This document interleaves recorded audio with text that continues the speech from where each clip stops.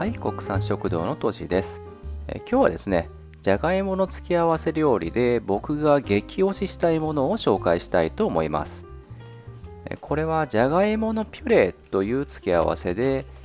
よくフランスの街角のビストロなんかで出てくる気取らない付け合わせです。じゃがいもを潰してクリームとバターでとろりとさせたもので、お肉料理やハンバーグ、お魚料理と何にでも合います。マッシュポテトといえばマッシュポテトなんですけども、マッシュポテトってなんかうまいイメージないですよね。でも、ああいうパッサパサのイメージでは全くなくって、もう超うまい付け合わせです。見習い時代に僕が初めて食べた時には、うわ、これめっちゃうまいなと感動したことを覚えています。材料はじゃがいもとバターとクリームと塩のみ。フレンチの隠れた名作です。付け合わせではなくて、それだけで食べてもとっても美味しい秘伝のレシピです。それでは早速作っていきましょう。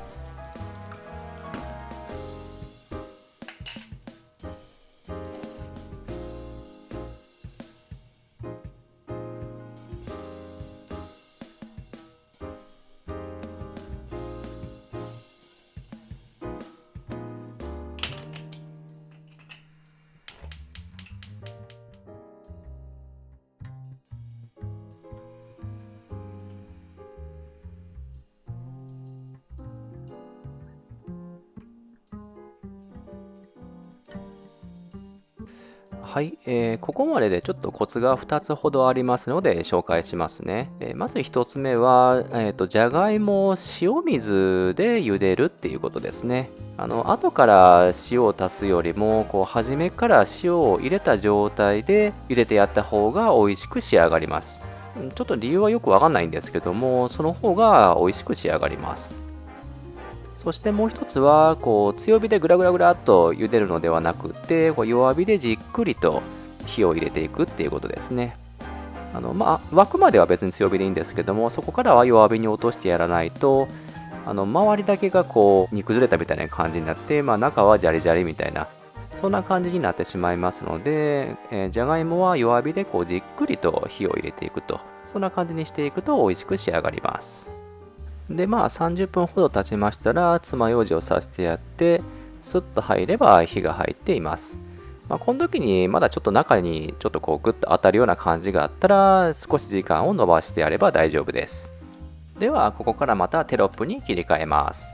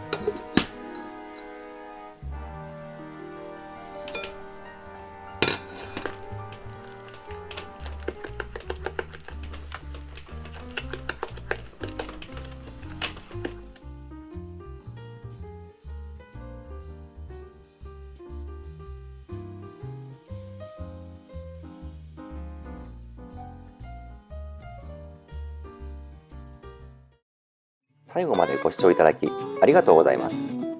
このチャンネルではお料理のちょっとしたコツやお料理初心者の方のここがわからないということに答えています。このチャンネルを楽しんでいただけたら評価とチャンネル登録で応援をお願いいたします。